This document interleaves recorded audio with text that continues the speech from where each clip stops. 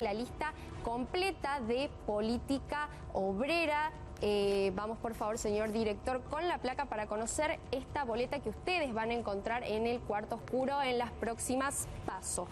Precandidatos a senadores: Daniel Blanco, Alejandra del Castillo. Suplentes: Diego Toscano, Marcela López. Como precandidatos a diputados nacionales: Raquel Gracino, Ariel Osatinsky, Laura Alegre, Raúl Barrio Nuevo. Como suplentes: Anaí Rodríguez, Mario Villacorta y Karina Costilla. Esta entonces será la boleta de Política Obrera, y ahora vamos con Pablo para conocer las ideas de este partido de la mano de Ariel Osatinsky.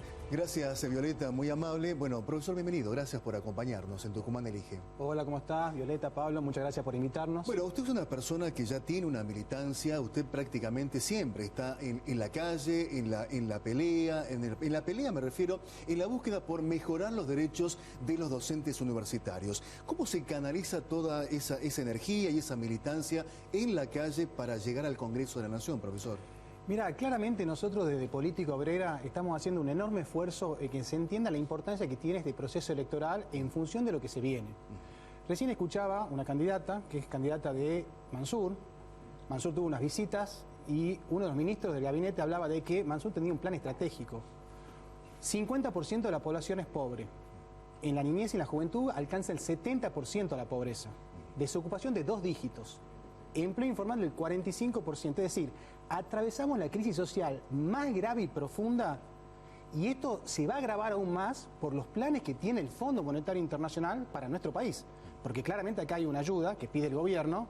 El Fondo Monetario Internacional dice que hay que garantizar el pago de la deuda, y en ese sentido, Juntos por el Cambio, cualquiera sea la variante, Alfaro, Cano, Campero, o el peronismo, o el Frente de Todos, Jaldo, Mansur, todos son jugadores de este equipo del Fondo Monetario Internacional, que tiene como objetivo profundizar aún más el ajuste y el deterioro de las condiciones de vida. Por el contrario, estas propuestas son justamente luchar para que haya un salario igual a la canasta familiar. El salario mínimo, este gobierno pretende que esté en 29.000 pesos en el año 2022. Hoy, agosto del 2021, la canasta básica alimentaria ya es 30.000 pesos. Y el gobierno cree que en 29.000 pesos recién el año que viene.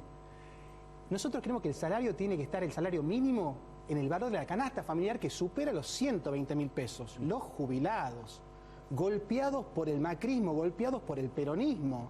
La jubilación mínima de 26.000 pesos miserable no alcanza para nada. Hay que garantizar el 82% móvil y un aumento de emergencia de 40.000 pesos ahora, para que por lo menos lleguen al valor de lo que es la canasta básica de bienes y servicios. Además de eso, hay un tremendo problema de desocupación. Esto es fácil de resolverlo. Hay que llevar adelante las medidas que plantea Política Obrera. Reparto de las horas de trabajo sin afectar el salario, y un genuino plan de obras públicas que atienda en primer lugar las viviendas populares. Casi 5 millones de personas en este país no tienen vivienda, entonces urge un plan de obras públicas que ponga en pie esas viviendas populares y un plan de industrialización. De esa manera generaremos el empleo genuino, y donde trabaja una persona 10 o 12 horas, que trabajen 2, 5, 6. Se resuelve el problema de desocupación. Claramente, salud y educación pública tienen que ser fortalecidas por realmente un aumento del presupuesto, duplicarlo por lo menos, y no la miseria que destinan estos gobiernos. Y vos te preguntarás, bueno, todo esto, pero ¿y los recursos de dónde salen? No hay que seguir pagando esta deuda ilegal, usuraria, que es lo que se propone el FMI. Venimos pagando hace cuántos años y hace cuántas décadas, y en qué hemos terminado, con 50% de la población pobre, sin acceder a la vivienda, a la educación, al trabajo, a la salud. Tenemos que dejar de pagar esa deuda y concentrar los recursos en las necesidades populares, en las necesidades de las trabajadoras y los trabajadores. Eso plantea Política Obrera, y por eso luchamos. Justamente en la militancia que ustedes desarrollan permanentemente en la calle, defendiendo justamente estos conceptos que también aparecen cuando defienden la situación de los docentes universitarios. Sí. La gente está tomando estos temas, le está dando la importancia que realmente tiene esta elección, esta votación para el Congreso, profesor. Yo creo que hay un hartazgo, un malestar y una bronca de la población, de la gente. Esto se está expresando en algunas votaciones que hubo en otras provincias, por ejemplo, donde hubo mucha abstención, mucho voto en blanco, y claramente esto tiene que ver con un proceso ya de muchos años y muchas décadas. Recién escuchaba acá a la legisladora que hablaba de que el Congreso esto, el Congreso aquello.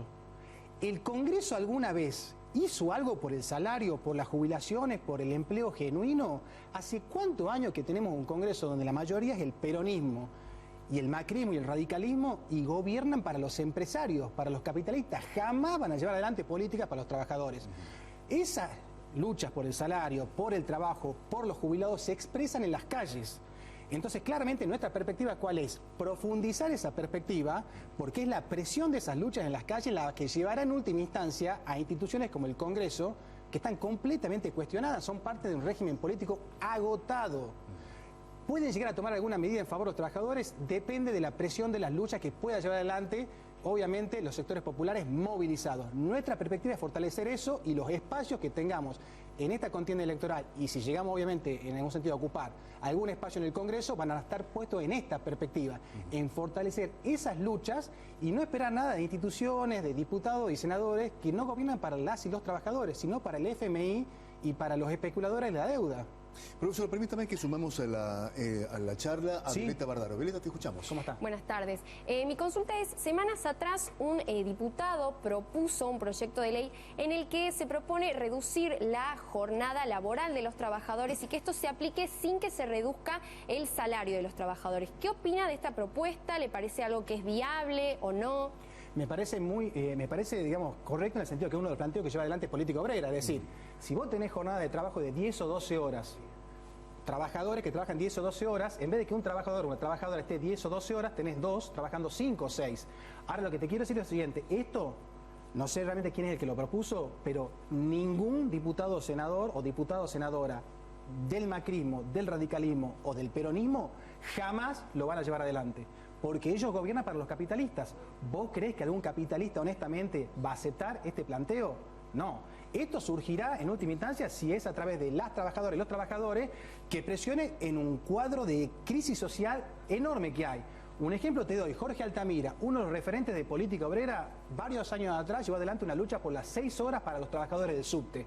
Lo consiguió, obviamente, planteó su proyecto en la legislatura porteña y lo consiguió a través de una presión de los trabajadores del subte que acompañaron la iniciativa y de esa manera se hizo realidad. Esa es la perspectiva y el camino que planteamos desde Política Obrera, con una lista que, bueno, ustedes bien saben, encabezan Daniel Blanco como candidato a senador y Raquel Gracino, colega docente también, como candidata a diputada. ¿La situación y las condiciones laborales de los Sí. docentes también se puede reflejar en el Congreso, profesor? Bueno, absolutamente. Nosotros, docentes universitarios, como el conjunto de la docencia, está sufriendo el deterioro salarial, la precarización. Yo a los colegas docentes, no solo universitarios, sino de los otros niveles, les digo que hay que prestar mucha atención porque el Fondo Monetario Internacional tiene en sus planes una reforma laboral para ir contra los convenios colectivos de trabajo, para precarizar aún más las condiciones de empleo. Tiene una reforma previsional que plantea aumentar en 5 años la edad para poder jubilarse. Claramente, ¿por qué lo hacen? Porque 5 años más tarde son 5 años que el gobierno se ahorra de pagarte la jubilación. Y además deteriorar aún más las jubilaciones. Entonces nosotros que tenemos un 82% móvil, que tenemos un convenio colectivo de trabajo, creemos que es muy importante la defensa de esas condiciones salariales y de trabajo y obviamente luchar para que haya un aumento salarial. Este año hemos tenido 35% en 6 cuotas hasta el año 2022 de un gobierno que decía cuestionar la política salarial de Macri y la lleva adelante exactamente de la misma manera. El otro día, conducciones de distintos gremios estatales, como es el caso de UPCN y ATE, diciendo que habían conseguido un 5% más a cobrar en marzo del año que viene, cuando ahora la inflación golpea todos los días nuestros salarios. Solo este año vamos a tener 50% de inflación. Marzo del año que viene ya vamos a estar en 60%. ¿Qué hacemos con 30, 35, 40% en 6 o 7 cuotas? Se llama ajuste eso. Mansur, Jaldo, van a decir otra cosa, pero es ajuste, que ellos defienden al igual que lo hace Alfaro, al igual que lo hace Cano, al igual que lo hace Campero. Nosotros obviamente luchamos para que haya un genuino incremento salarial que supere obviamente la inflación para tener un aumento en el salario. Y en esto es clave aumentar el presupuesto educativo. Como mínimo hay que duplicarlo. En la salud pública también. Pero Ojo. es una discusión, es una lucha, ¿eh? Fíjate el contexto de pandemia. Tenemos más de 100.000 muertos, una situación tremenda. ¿Se construyó algún nuevo hospital en estos 2 años? No. ¿Hay nuevos centros de salud en estos 2 años construidos? No. ¿Mejoró el salario de los trabajadoras y trabajadores de la salud? No. siguen en la precarización absolutamente. El deterioro salarial los sigue perjudicando en un tremendo contexto de pandemia y con el esfuerzo que están haciendo. Nosotros, Política Obrera, creemos que hay que duplicar el presupuesto para la salud pública y para la educación pública. Profesor, muchísimas gracias por su presencia. No, muchas gracias a ustedes por la invitación. Al contrario, permítame, vamos a cerrar el programa. Bueno, hemos tenido, ustedes han escuchado...